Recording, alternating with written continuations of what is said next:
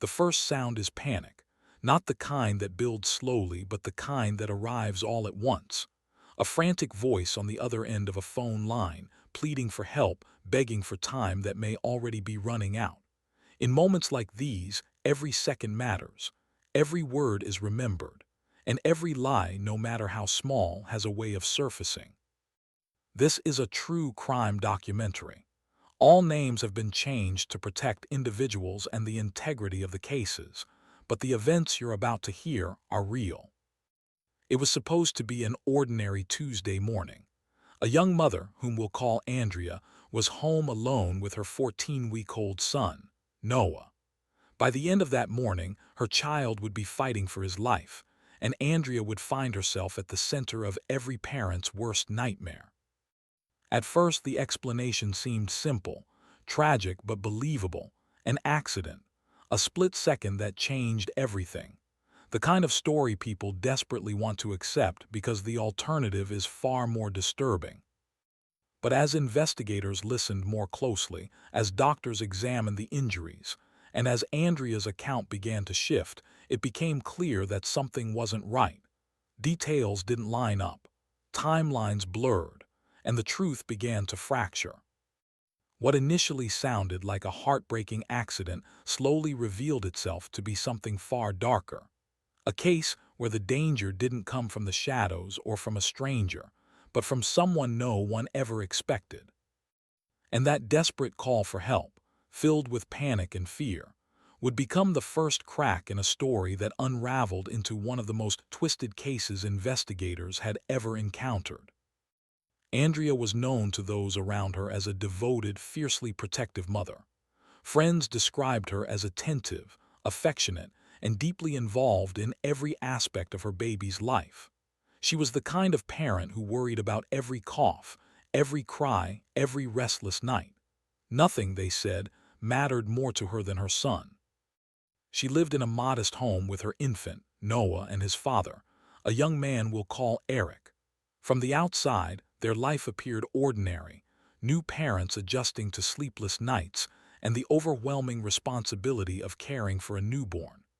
Andrea often spoke about how much she loved being a mother, even admitting that while it was exhausting, it gave her a sense of purpose she had never felt before.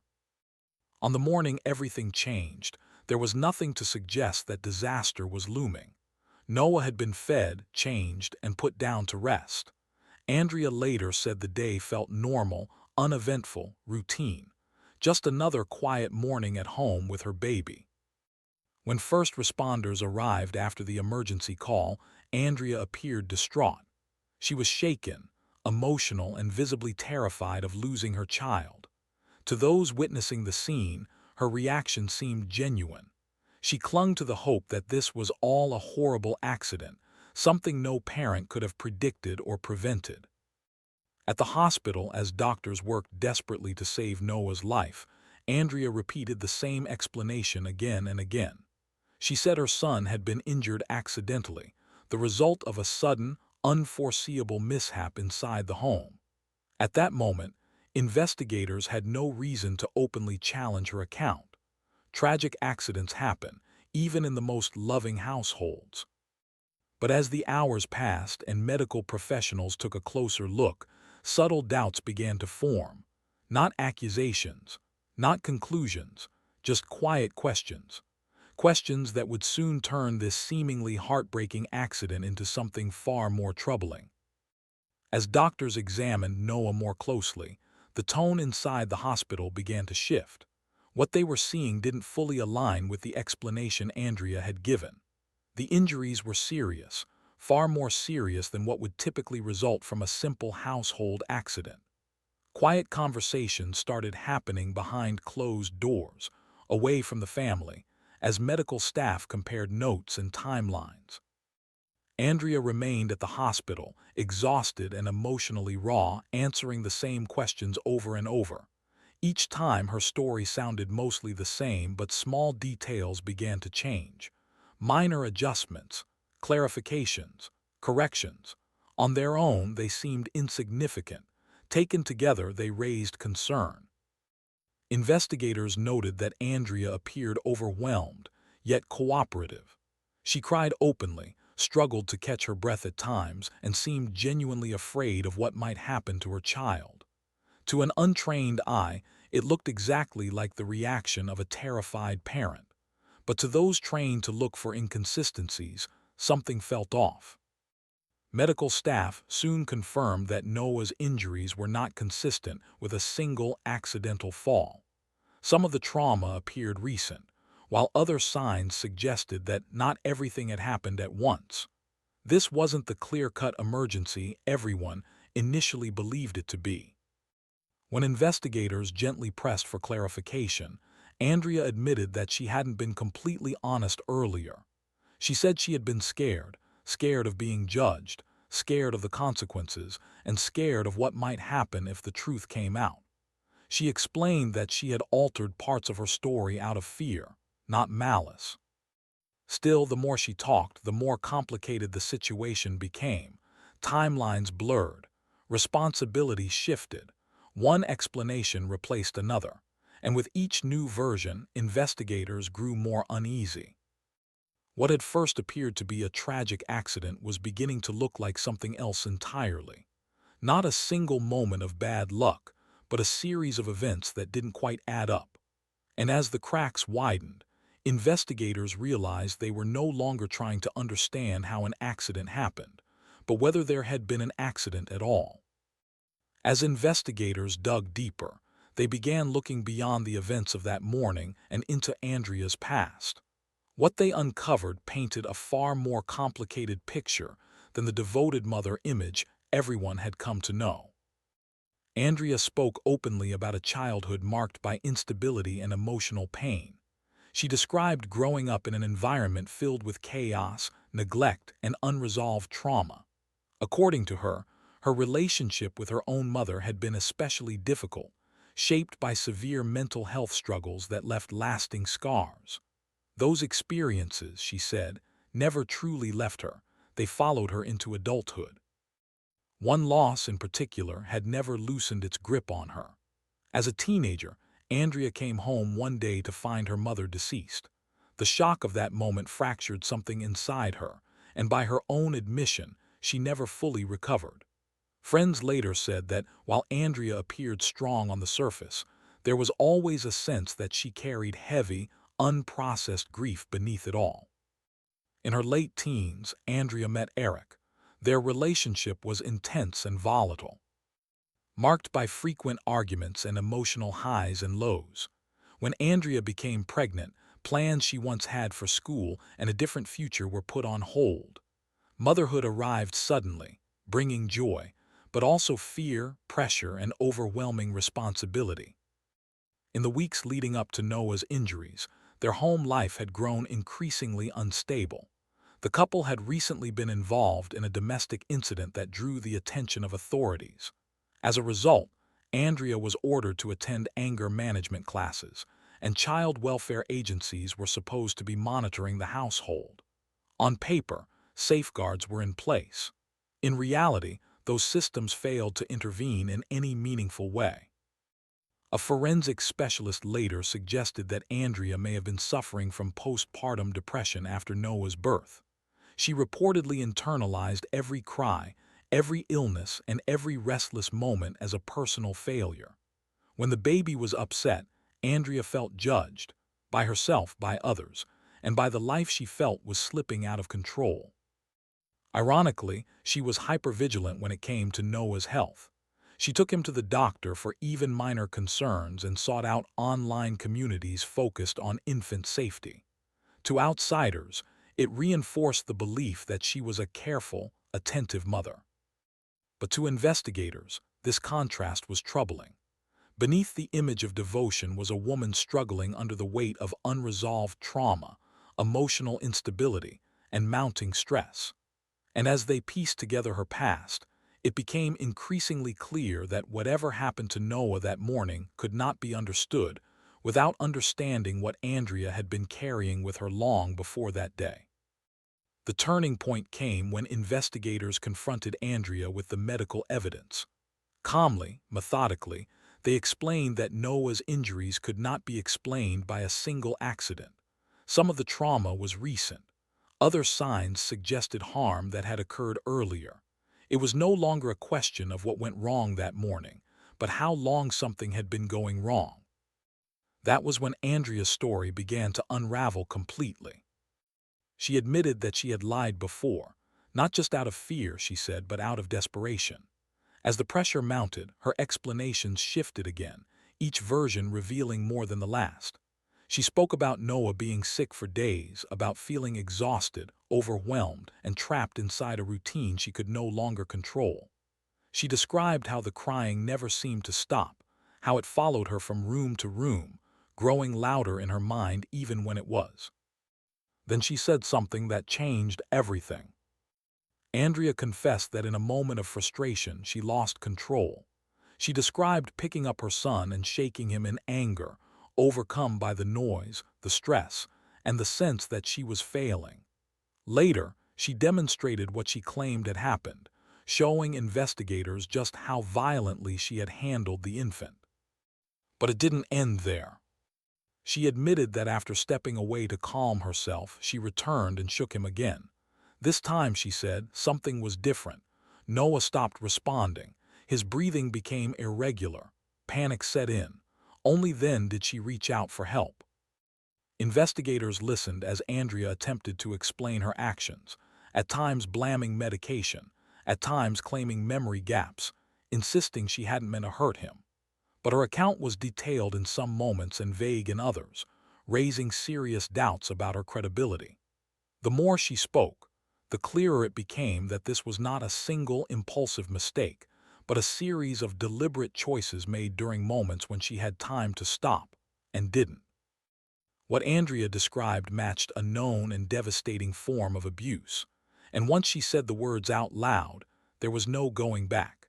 The case had crossed an irreversible line, transforming from a tragic emergency into a criminal investigation centered on one unthinkable truth. The person meant to protect Noah had become the one who harmed him. The truth settles in, not with a bang, but with a heavy, unsettling silence. Investigators piece together what remains, timelines tightening, contradictions collapsing under their own weight. Statements once delivered with confidence begin to fray, and the story that held the town together for months finally breaks apart. What looked like confusion is revealed to be calculation. What sounded like grief now carries the faint echo of deception.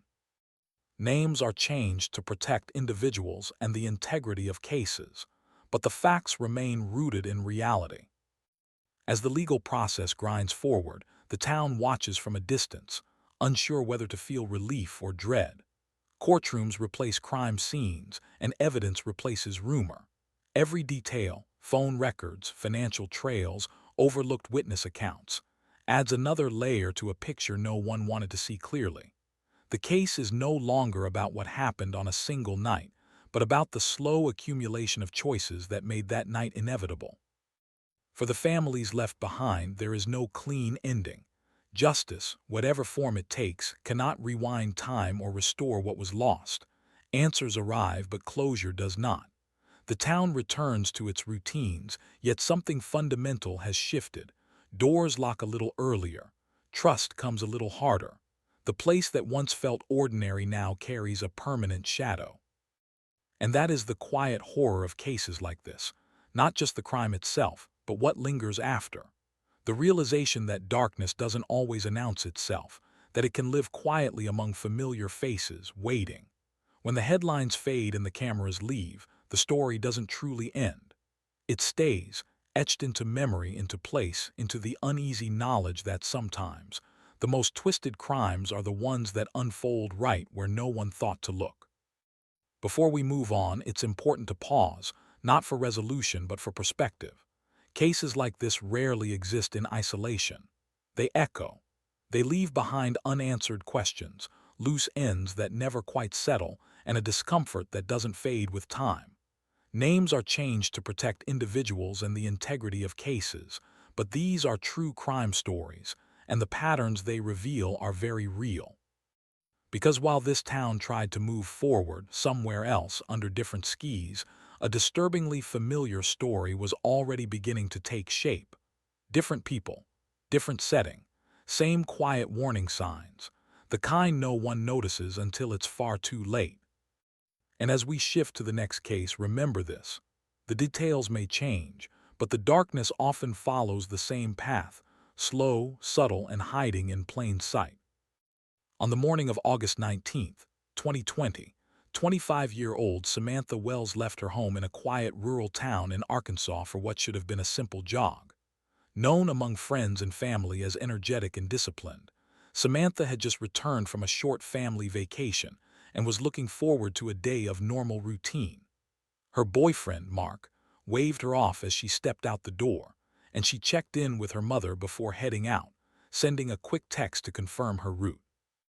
At first, everything seemed ordinary, but hours passed and Samantha didn't return. Her car remained parked at home, her personal belongings untouched. Alarm bells rang in the minds of those who knew her best. Samantha had never gone missing before, and this behavior was completely out of character.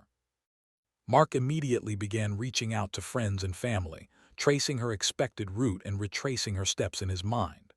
When no one had seen her, the couple contacted the police, triggering a massive search effort that included volunteers, local law enforcement, and even the FBI. Helicopters scoured the skis, while on the ground, teams combed fields, forests, and the roads Samantha was known to frequent. Meanwhile, tips began to trickle in. A UPS driver reported seeing her along her usual jogging path, and a local farmer, Quentin Lewis, claimed he had also noticed her that afternoon. But by nightfall, despite the frantic search and the mounting anxiety, Samantha remained missing. Technology offered a faint thread of hope.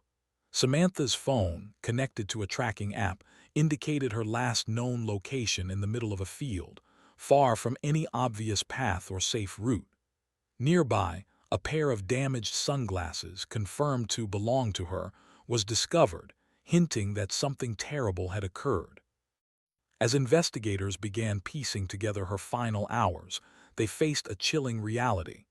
This was not a simple case of a lost runner. Someone had been watching, waiting, and the nightmare that would soon unfold was far more sinister than anyone could have imagined. As daylight broke the following morning, the search intensified. Volunteers, police, and the FBI combed the rural fields and winding country roads, but every turn led to more questions and no answers. Samantha's phone had revealed a disturbing clue. Her location showed her in an isolated field, miles from any main path. Her personal items were scattered nearby, including a pair of sunglasses, bent and broken. Investigators began questioning anyone who might have seen her, starting with Quentin Lewis, the farmer who claimed to have spotted her jogging. On the surface, he seemed helpful and cooperative, eager to clear his name. But small inconsistencies began to surface. His phone records showed he had been near the very location Samantha's phone indicated she was, about an hour after she had gone missing. Authorities requested to search Quentin's property, including his truck, and what they found sent a chill through the team: traces of blood inside the tailgate. Surveillance footage from the farm further revealed details that contradicted his initial statements. Quentin had said he barely knew Samantha, yet investigators discovered that the two had grown up in the same community, attending the same small high school. They even had a history of interaction online, which he had conveniently omitted. As pressure mounted, the truth began to surface. Quentin eventually admitted to driving past Samantha that day, but his account shifted rapidly from casual to chilling. He revealed that he had intentionally struck her with his truck, that she was still alive afterward, and that he had dragged her to a secluded field where he assaulted her. His casual descriptions of actions that would horrify anyone else suggested a lack of empathy, a cold detachment from the gravity of what he had done. Each revelation painted a clearer, darker picture. Samantha's disappearance was not an accident, nor the result of a random predator. She had been targeted, stalked even briefly, and murdered by someone she may have trusted, or at least, someone from her own community. And as investigators pieced together the timeline, the evidence left little room for doubt. This was deliberate, premeditated, and horrifyingly calculated. As the investigation deepened, every detail of Samantha's final hours came under scrutiny. Forensic analysis confirmed what authorities had feared. The injuries she sustained were consistent with blunt force trauma, and the scene where her body was discovered bore the unmistakable marks of deliberate concealment. Shoe prints and disturbed earth pointed directly to the killer's movements, each step meticulously tracked by investigators. Quentin's attempts to mislead authorities unraveled rapidly. He had tried to portray himself as a helpful volunteer, someone assisting in the search for Samantha, even as he knew the truth. Surveillance cameras, phone data, and physical evidence all contradicted his narrative, exposing a chilling pattern of deceit. Each lie, each carefully crafted misdirection, revealed the depths of his manipulation and the terrifying audacity of his crime. When confronted, Quentin admitted the horrifying details. He had driven his truck into Samantha, dragging her to a remote field where he assaulted her, then attempted to bury her. His calm explanations, the matter-of-fact way he recounted his actions, shocked investigators and the community alike. Statements that once seemed implausible now made a grim, terrible sense. This was not a crime of passion in a fleeting moment. It was premeditated, cold, and utterly remorseless. The community, still reeling from the shock, struggled to comprehend how someone they trusted and respected could commit such a violent act. Friends and family described Samantha as vibrant, careful, and cautious, someone who would never willingly put herself in danger. The dissonance between her life and her death only deepened the horror, leaving investigators with a heavy responsibility to ensure that Quentin faced justice and that no detail, no matter how small, was overlooked. Through painstaking work, the investigators began connecting the dots: phone records, witness statements, surveillance footage, all converging on a single, terrifying truth. Samantha's disappearance had been observed, orchestrated, and executed by someone whose calm exterior masked a shocking capacity for violence. And as the case moved toward charges, the story left a lasting imprint on the town, a haunting reminder that danger can hide behind the most familiar faces. With the evidence mounting, law enforcement moved quickly to build a case strong enough to withstand the scrutiny of court. Every piece of forensic data, from the blood traces in Quentin's truck to the disrupted earth at the field, was meticulously documented. Investigators retraced Samantha's steps, reconstructing the timeline of her final hours with painstaking precision. While witness statements were cross-referenced against digital footprints and surveillance footage, the psychological profile that emerged painted a chilling portrait. Quentin displayed classic signs of a sociopath: a lack of empathy, manipulative behavior, and a complete disregard for the suffering he caused. His attempts to insert himself into the search to appear helpful while knowing the truth only confirmed the depth of his deception. Experts noted that his actions, carefully stalking, striking, then disposing of Samantha, were not impulsive outbursts but calculated, controlled, and deliberate. Authorities also uncovered additional details that added layers of horror to the case. Quentin had lied about his relationship with Samantha, concealing prior knowledge and interactions. Each concealment revealed a pattern of predation, a chilling ability to manipulate perceptions to protect himself while endangering others. The surveillance footage from the day of her disappearance, initially ambiguous, now became a key piece of the puzzle, showing him maneuvering in ways consistent with the statements he later made under questioning.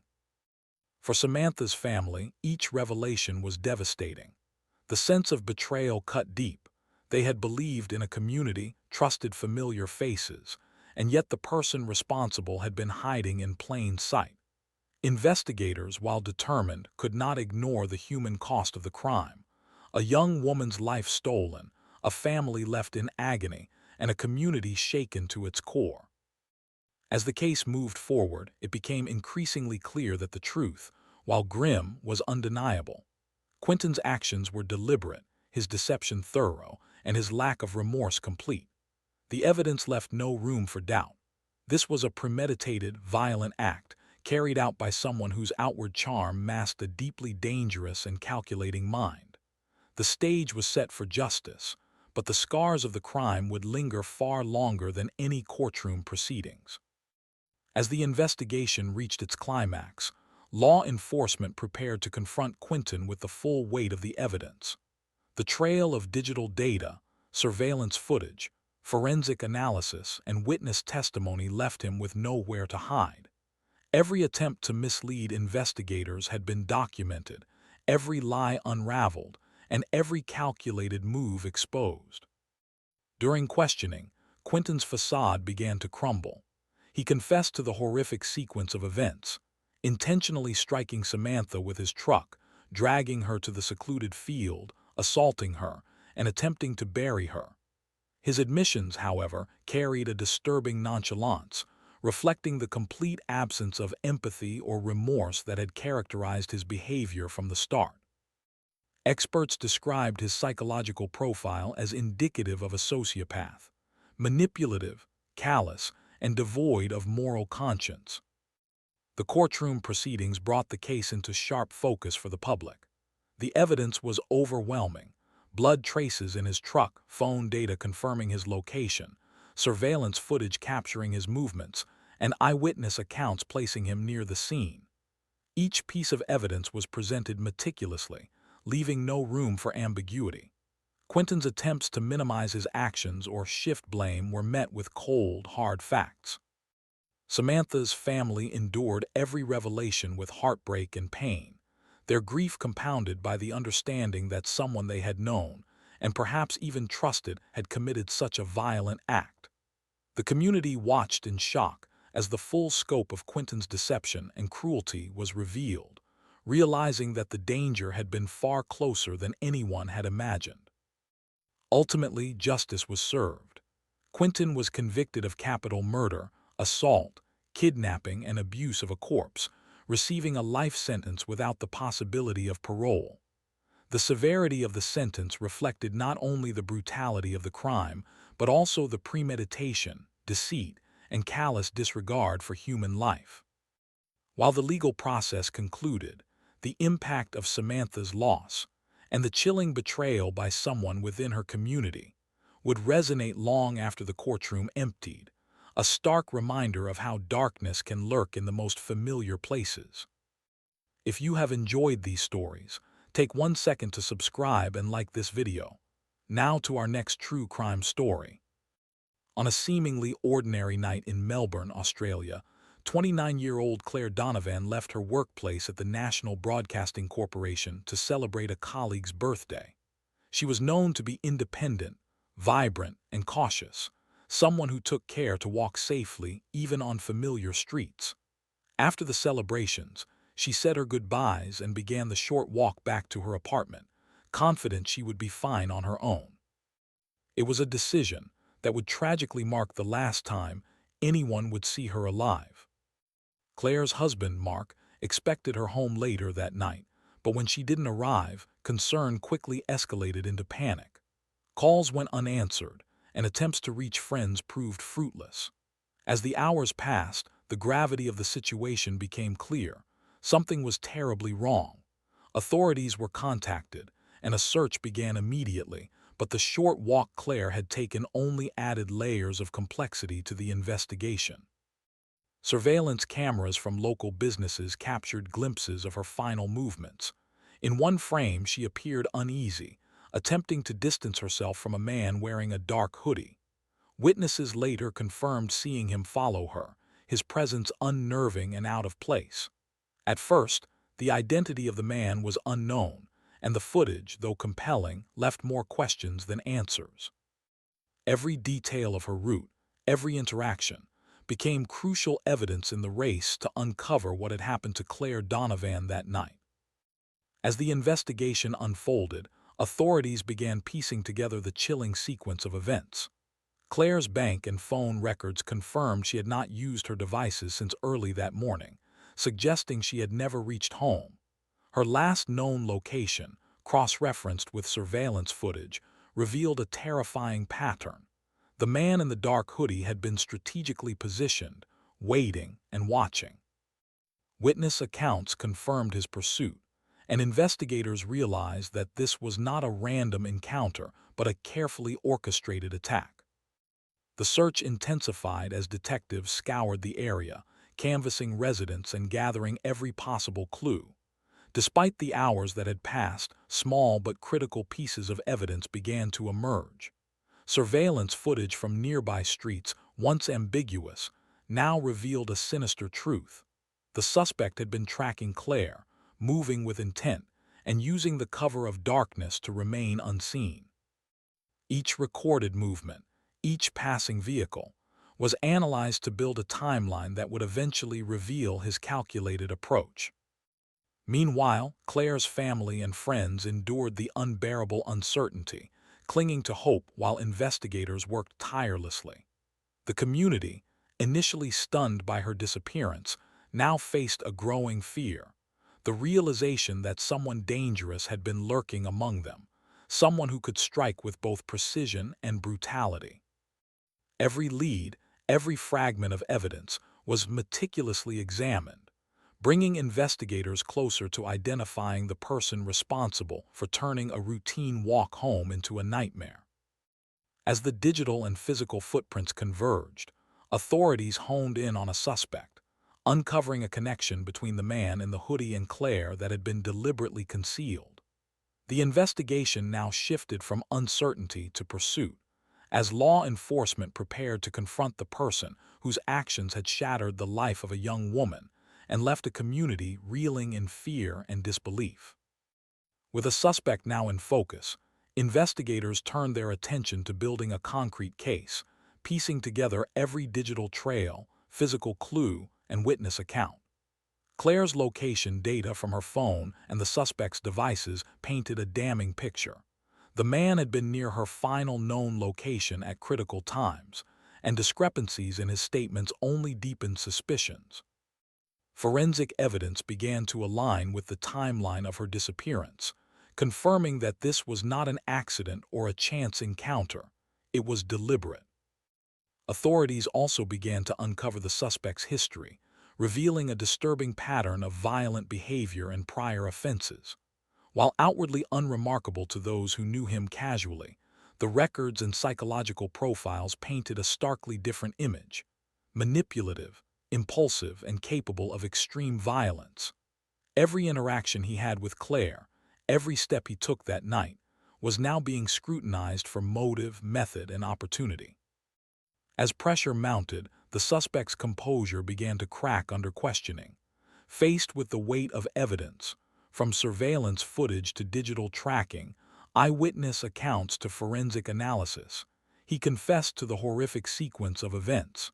He admitted to following Claire, assaulting her when she resisted, and ultimately killing her. The chilling detachment in his recounting underscored the depth of his sociopathy.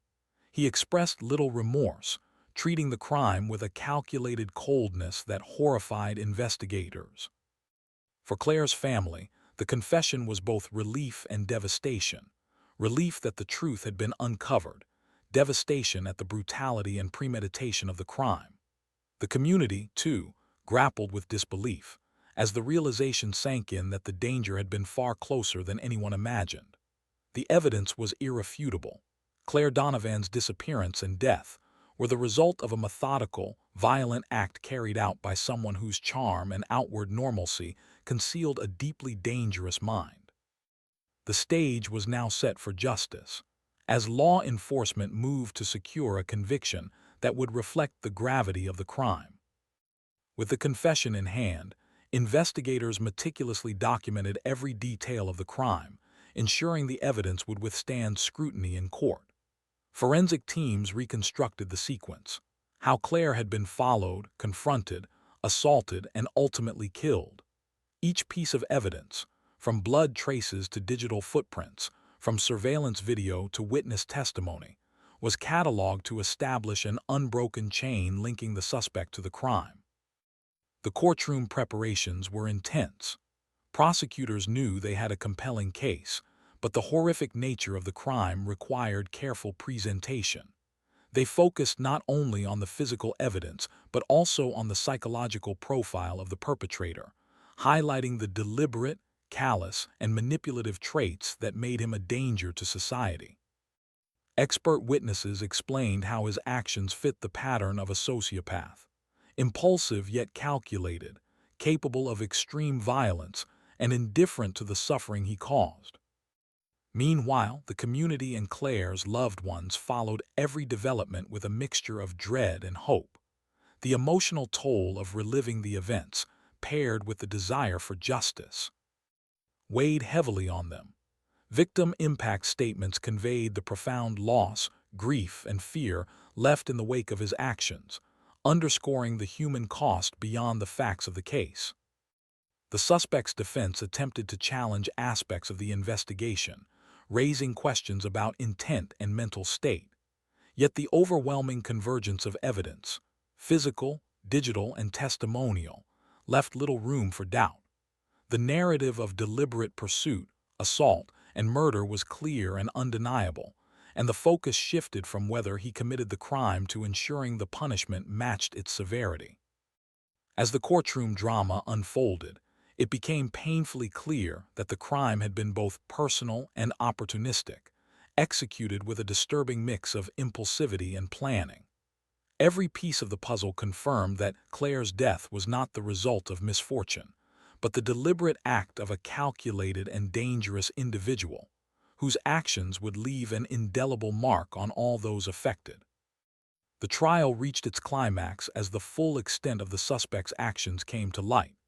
Evidence, witness testimony, and digital records painted a chilling portrait of premeditation and violence. Every detail, from the surveillance footage showing him following Claire to the forensic analysis linking him directly to the crime scene, made it impossible to deny his culpability. Experts testified about his sociopathic tendencies, explaining how his lack of empathy and impulsive aggression made him a lethal threat to those around him.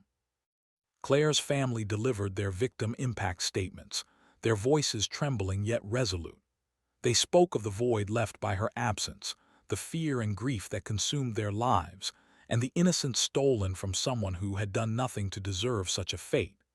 Their words, raw and heart-wrenching, reminded everyone in the courtroom that this case was about more than evidence. It was about a life violently taken and a community forever changed. The defense attempted to mitigate his actions, citing supposed moments of hesitation or claiming he had no intent to kill. But the overwhelming convergence of evidence, his movements, his planning, his own admissions, left the jury with no reasonable doubt. It was clear that Claire's murder had been deliberate, violent, and inescapably heinous. When the sentence was finally handed down, it reflected the gravity of his crime: life imprisonment without the possibility of parole, ensuring that he would never again have the opportunity to harm another innocent person. The courtroom, heavy with emotion, marked both an ending and a beginning, a moment of closure for Claire's loved ones, and a stark reminder of the consequences of unchecked violence. Even after the verdict, the case resonated far beyond the courtroom. It became a cautionary tale, highlighting the dangers of predatory behavior, the importance of vigilance, and the resilience of those left behind to seek justice. Though Claire's life had been tragically cut short, the relentless pursuit of truth and accountability ensured that her story would be remembered, and that justice, though delayed, would ultimately prevail. As we reflect on these harrowing stories, one truth becomes painfully clear: the line between ordinary life and unimaginable tragedy can be razor thin. Each of these cases, a mother's moment of terrifying violence, a trusted neighbor's lethal impulse, a predatory stranger's calculated assault, reveals how quickly safety can be shattered and how complex the human psyche can be when pushed to dark extremes. Yet amidst the horror, there is a thread of resilience. Investigators, forensic experts, and loved ones refuse to let these crimes fade into silence. Through painstaking work, relentless pursuit of justice, and the courage to confront the darkest truths, accountability is achieved. While nothing can undo the suffering, these stories remind us that the truth will eventually surface, that perpetrators can be held responsible, and that communities can heal, even in the aftermath of unimaginable loss. These are real cases. Names have been changed to protect individuals and the integrity of the cases, but the lessons remain universal. Vigilance, awareness, and the pursuit of justice are paramount. In a world where darkness can strike unexpectedly, it is the light of truth, courage, and accountability that ensures these tragedies are never forgotten, and that the memory of those lost continues to demand justice, remembrance, and vigilance for the safety of all.